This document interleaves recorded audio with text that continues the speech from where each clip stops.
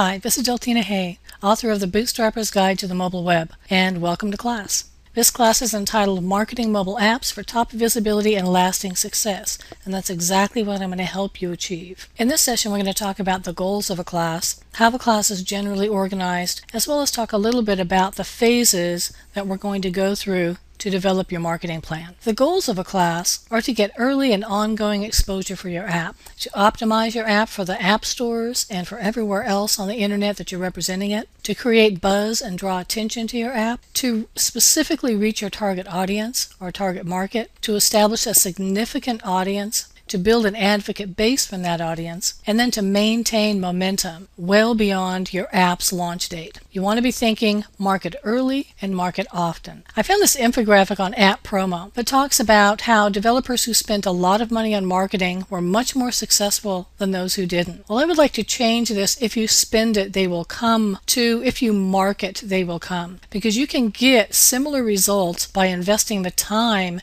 into your marketing campaign, and knowing how to spend that time is especially important. Now, one point I want to make very early on is that search optimization does not equal marketing. It's important to know the difference between mobile app search optimization and mobile app marketing. Most articles written on mobile app marketing are about getting good placement in the app stores. Certainly getting good exposure in the app stores is important, but it's not marketing. It's search optimization. Now, we discuss many tactics for optimizing your app for good placement in the app stores, but we focus more on early and ongoing marketing efforts to increase your app's exposure to your target audience, get reviews and media attention, and establish a mobile app marketing plan for long-term success. Now, there are no quick fixes here. Slow and steady wins the race. So how do we do this? The approach is to recognize that the mobile app landscape is a lot like that of the book industry. I've been in the publishing industry a long time, and I've also published apps and ebooks. If authors only relied on Amazon placement to sell their books, they would be in a world of hurt. The goals are very similar. Let's take a look at them. You want to get your app or your book in front of as many people as possible. Users or readers, reviewers, bloggers, and the media. Because you know that once they use your app or read your book, they will love it and ultimately become a fan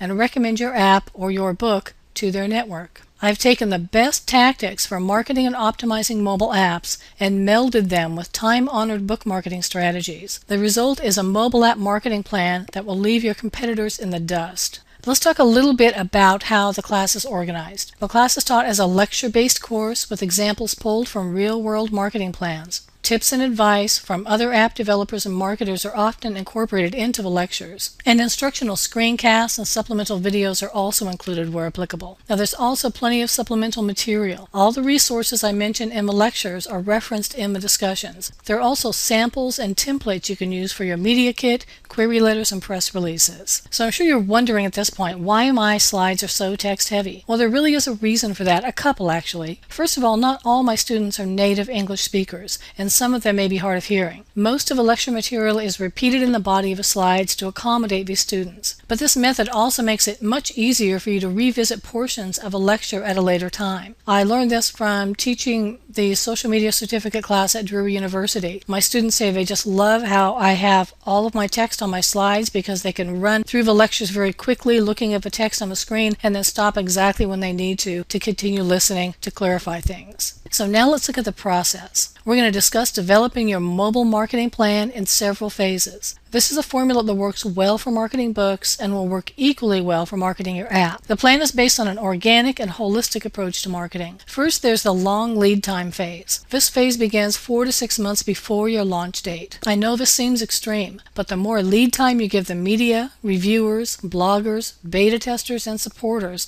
the better chance your app has of getting hype before, during, and after launch time.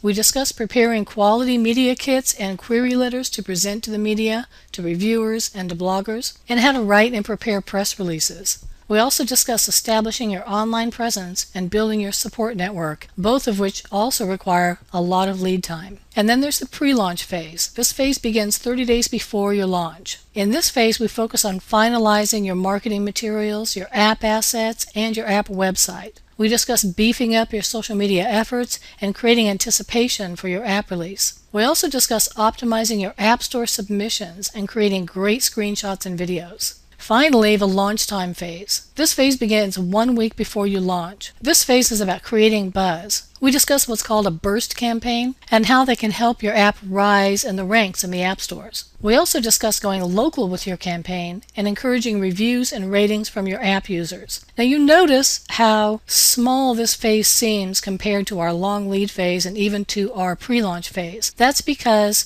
we have already done most of the work. This is your secret weapon, learning how to have very long lead times in your marketing before you release your app. At this stage, your competitors are scrambling. I guarantee it. They're saying, oh my gosh, now my app is done and I'm exhausted and I put all this time and effort into developing, and then they put it on the app store and they expect people to find it. And guess what? There are millions of apps out there now, and that just isn't going to happen. But you are going to be in a beautiful position to say, hey, I've done the work. Yeah, I worked my tail off to get there, and I can sit back and relax. So now the post-launch phase. And I don't want you to relax too much here, because this phase is about momentum. I call this the in it for the long haul phase. Now, if all you want is a mobile app that you burst out there and expect to get a lot of sales and into store you move on, that's one thing. But if you want an app that's going to have lasting success and you plan to commit to that success, then you cannot let up on your momentum. You want to keep your marketing efforts up throughout the entire life of the app. In this phase, we talk about establishing your ongoing marketing plan and finding new ways to market. And in the last chapter, we discuss additional marketing tactics, like launching mobile ad campaigns, as well as methods for tracking your success. So what are our class mantras? Market early and market often, and slow and steady wins the race. But the race has to begin sometime, so let's get moving.